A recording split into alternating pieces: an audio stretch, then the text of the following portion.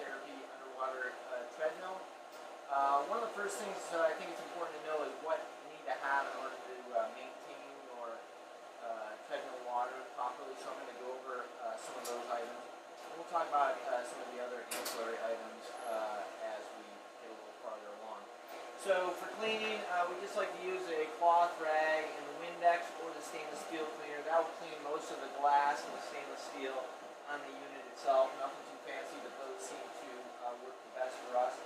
You're going to want to get some of these filter nets that are going to go into the unit itself. We'll show you how to do that. Those are only going to be changed occasionally, sort of depending on how hairy the dogs are and how often you're using the treadmill. Spot Perfect is something that's you're probably not going to see a lot of if you go look online, but we find it very helpful. It's an enzymatic digester, helps keep the water clear. And we add that about once per week to the water, sometimes more often, but that's a great little additive that a lot of people don't know of. The brominating concentrate, we have two choices, either tabs or powder. Powder tends to get the bromide up higher a little bit faster, whereas the tabs, you put that in a floating bucket inside the water tank, and we'll show you that in a second. And that sort of leaches the bromine in a little more slowly. So I like to have both items. And then for the pH, you can either get the spa up by leisure time. All that is baking soda. So if you find a good deal on Arm & Hammer, they're both exactly the same thing, just a different bottle. And you can use that. Each tablespoon or so seems to bring the pH up by about half a point. So you can, depends on the water that you're starting with, but you don't need a lot of this to start with. Usually if we fill up the tank with water, we'll put about 4 or 5 tablespoons in to start with. And then you're going to have some test strips, and this is similar to a pool or spa if you're maintaining one of those. But we want to check our total bromide, our alkalinity, and our pH, those 3 factors. And then we keep all this information recorded on our little sheet here. We do this at least once a day. Some places the alkalinity should be between 80 and 120. The pH should be between 7.2 and 7.6. Free bromide should be between 4 and 6. Whether we backwashed and rinsed or not, we tend to do that about once a week. The temperature, we like to run ours in the 70-degree range. Some people like a little bit warmer, but I like a little bit cooler myself. Whether we clean the filter net, again, that can be once per week, once per 2 weeks. If you have lots of hairy dogs, maybe a little more often. Whether we've added our Spot Perfect for clarity, so that's 4 ounces once a week, and then the water level in the reservoir. Now the reservoir should never be filled to the top, because then when the extra water from the treadmill comes in, it will overflow. So we keep this about 3/4 full most of the time. Every time that we backwash and rinse, we're going to lose a little water out of here. And probably once per month you should change the entire tank of water out if you're not doing that. So those are some general principles.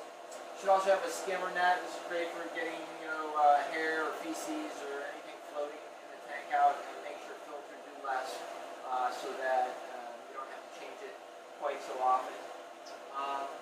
We like the black rubber hoses, and these nozzles seem to be the most durable and effective. They got the rubber end on there. We also have a timer on the faucet on the wall, so if we're filling the tank up, we usually set it for 10 or 15 minutes, depending on how much we have to fill up, and then we don't, again, have to worry about overfilling or overflowing our tank because we forgot to turn the water off, and believe me, that happens. So a little manual timer on the wall. Every time we fill it up, we set it to 10 or 15 minutes, and that's another great thing to purchase. And then inside of your tank, you have the latch top. Usually a lot of water is condensed on the inside, so be a little careful when you first open it, that you sort of shake the water off.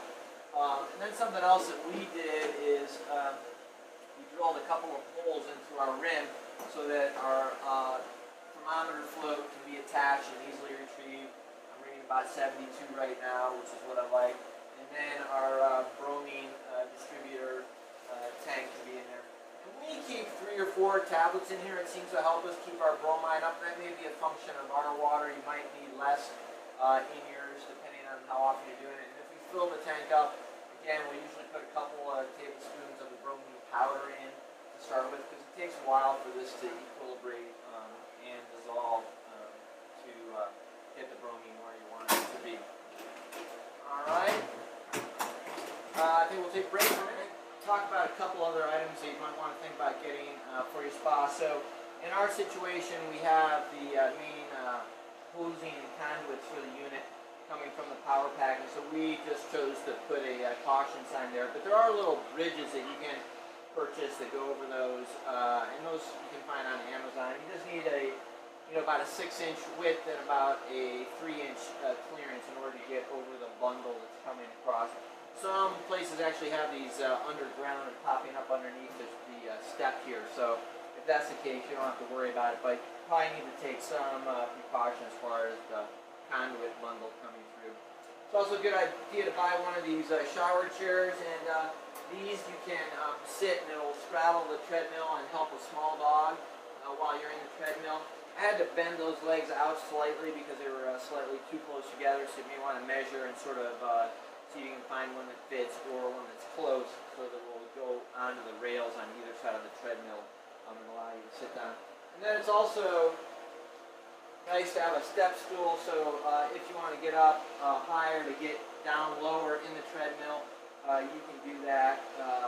And we just got an inexpensive Costco brand one. We don't use this terribly often. A lot of times when we have a small animal, we'll actually get in the treadmill with them. A couple of nice chairs for the owners, because they will usually be out here participating with the rehab or at least watching the underwater treadmill.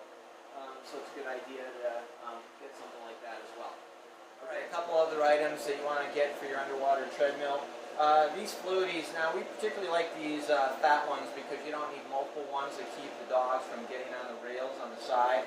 So get one or two of these, or if you get the smaller size ones, you probably need 3 or 4 or 5 of those to take up a similar amount of width in the treadmill. We also have a selection of the Ruff life vests. These are real handy because they got a handle in the middle, and you can also hook a leash onto this little float here. It changes the buoyancy in the water, but they're really heavy duty and probably the best ones that are out there, I think. So 3 or 4 sizes is usually adequate. I think they make 6 sizes. You can choose how many of those you want. The help them up, you don't have to help them up, these are the walkabout harnesses. So we have a collection of those, and these are pretty handy as well because they have a long handle on them. So you don't have to lean down so far, so we like these a lot. The help them up harnesses are really great too. If the owners have those, it gives you a handle over the shoulders and over the hips. So if you want to get a collection of those, you can. A lot of times we have the owners purchase those for their own animal for assistance in the treadmill. And then you want a wet dry vac. You don't need a big one. I like them to be at least 5 horsepower. We got the shop vac. Stainless steel is nice again if you're sucking up water. When you empty the treadmill out, it always leaves a little teeny bit of trace of water in the bottom, so getting the wet dry vac in there is nice for cleaning up the very last portion. Sometimes we'll hose it out, we'll show you that, but again, it doesn't get every last drop out. Okay? Hi, my name is Jackie. I'm from Middletown Animal Hospital. We're testing the water in our underwater treadmill. Take one of the strips out.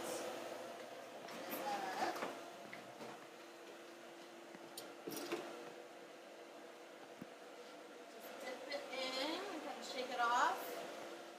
And I allow it to kind of Yeah. check this. 75. This. It's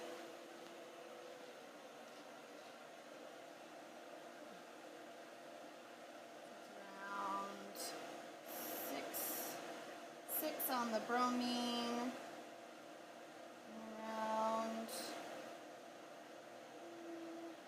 Quite light. So around 140, the alkalinity, and then the pH, probably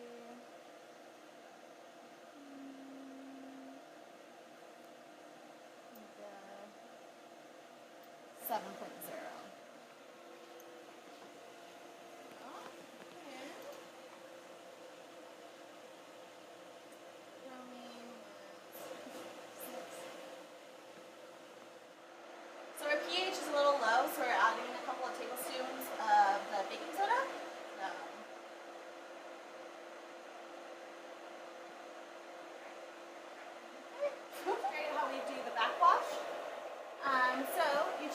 this knob here to clean.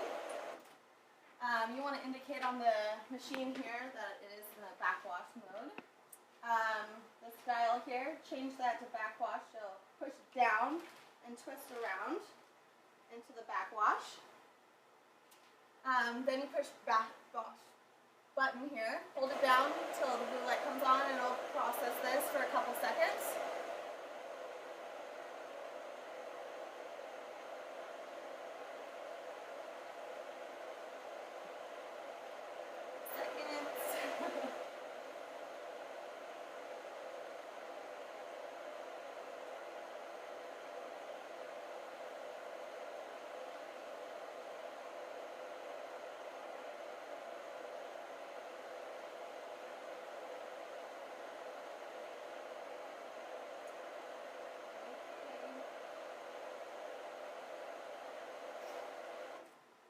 After that's done, we want to move this into the rinse position. So push down, twist around to rinse. Then you push the rinse button. And that'll do it as well.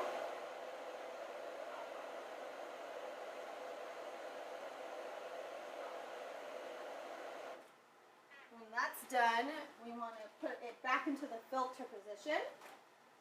And then change this back to filter. Show you how to clean the filter net on the unit. So first thing is, again, let's switch to cleaning. So we're turning off our pumps. We're going to remove our document holder so it's out of the way. We're going to switch our valve to off so we don't lose any water coming through here. So you got to push this yellow handle and turn it 90 degrees. And then we're going to be able to open up the top of our water filter. And I usually will just put a towel around here to help absorb some water, but we shouldn't lose a tremendous amount of water out of here.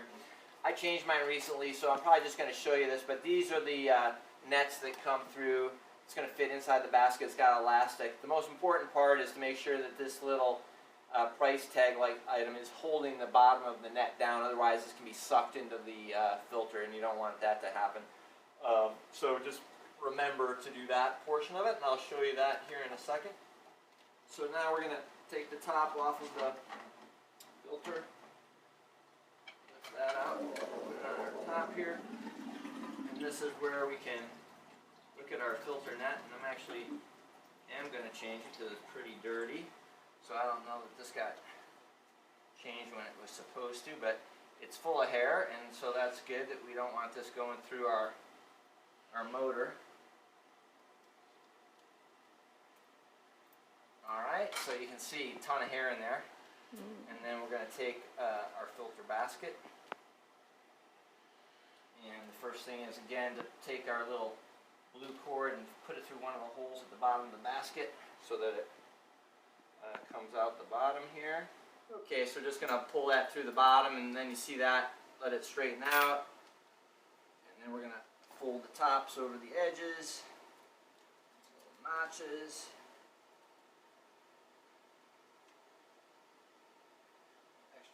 Out. And the basket just fits in one way with these notches, so make sure it slides down all the way and seats in there properly.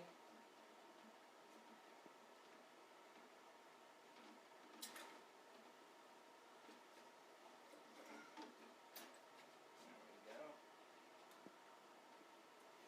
Put our lid back on tightly.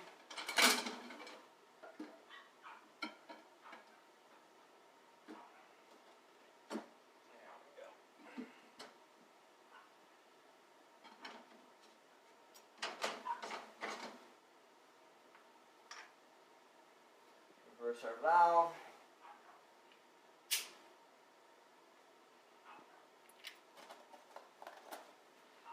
Replace our document holder and go back to filter. Want to clean that water tunnel? Move this out of the way here and change this position to the waste position. So I'm going to grab this pin here. Push. This pin goes straight down. And you just want to turn it counterclockwise and lift up. Then it has these hydraulics here that kind of help its way up. Then we're closing and locking the door.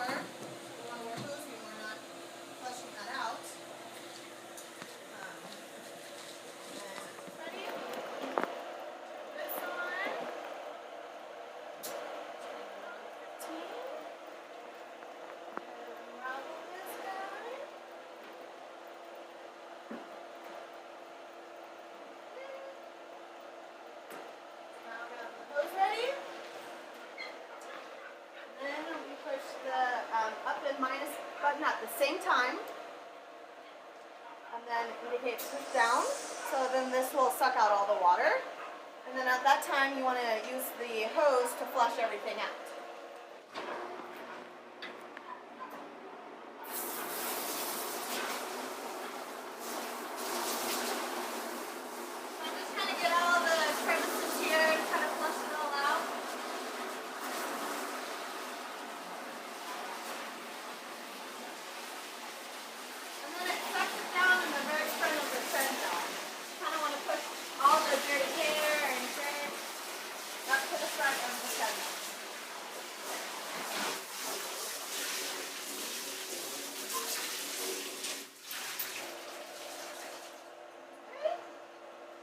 Left with a couple of water there, and I kind of fish out everything, and then you can use the shop vac to get the rest of the remaining water out. Other items that I don't want you to forget are some nice Costco floor mats or something similar for traction. We put down one of these diamond places. We have a slippery cement floor, and then we have one for the operator comfort there as well. So you really can't have too many of these. The other ones that work pretty well are the ones they use in restaurants that have the holes and sort of keeps you up off of that wet surface. Some people like those better. But definitely probably 3 or 4 different mats for the animals coming in and out of the spot. Okay, I also want to show you that it's a really good owner's manual that documents all the operations of the treadmill, the cleaning and so forth. I just think it's helpful to see it in action on a video sometime. And then a lot of these forms are also available laminated, so there's some quick reference guides here that you can take out of your document folder.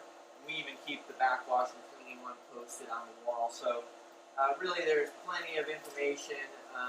However, seeing some of these things happen I think is helpful, and so that's what we're going to do here.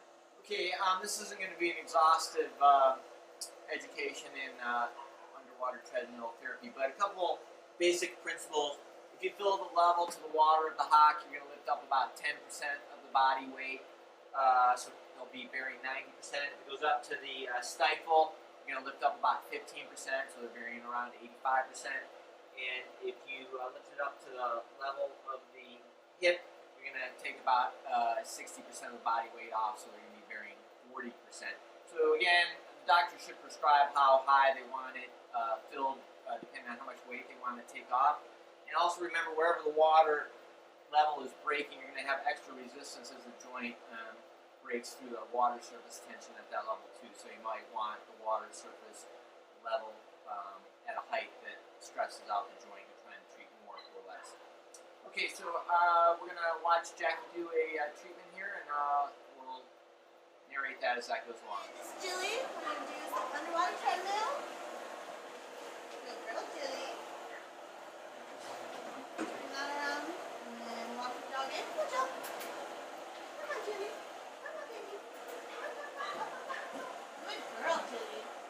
Good girl. We're always shutting and locking the door. Julie, come on, face this way, baby girl. All right. Julie, up, up, up, up, up. So I kind of want to just measure where her stifle is, so that's her target. But sometimes you don't want to stand. Really stay. So I'm just measuring from the measurements on the side there. It looks around 12 inches. So we're going to go to the machine here and select 12 inches. Holding the button down. Oops. If you go too far, just hit the minus button a couple times. Alright, so we're going to push the up button to fill the underwater treadmill. And we'll see after it's filled that's the correct amount of inches. Good girl. That's a good girl. Slowly.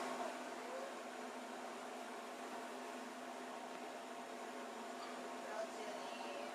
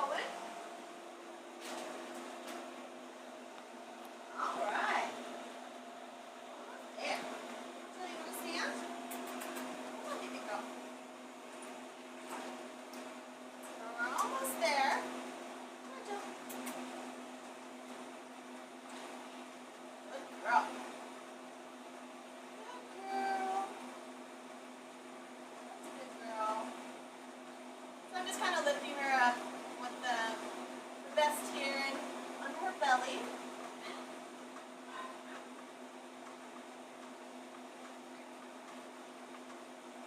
Alright, that's good.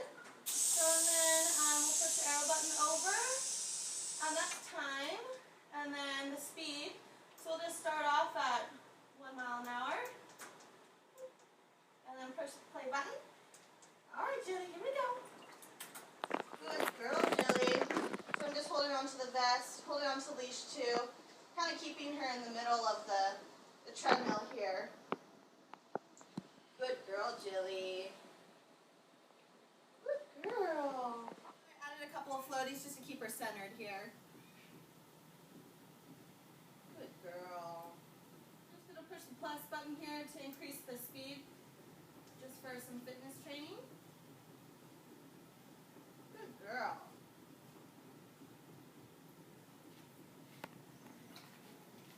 Good girl.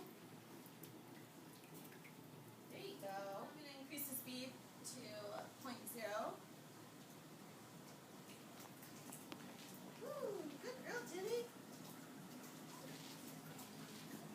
Good girl, Jilly. Good girl. Alright, now I'm stopping the treadmill. Alright, good girl. So I'm going to move the arrow over to the water and we're going to be emptying the water. Good girl, Jilly. Good girl.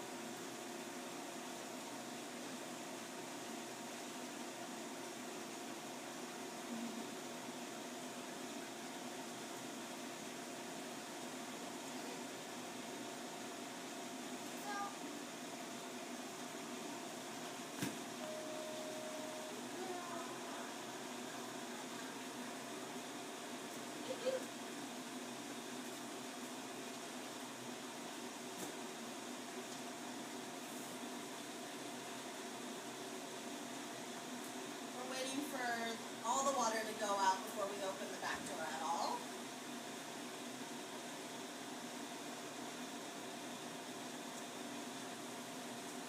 Yeah.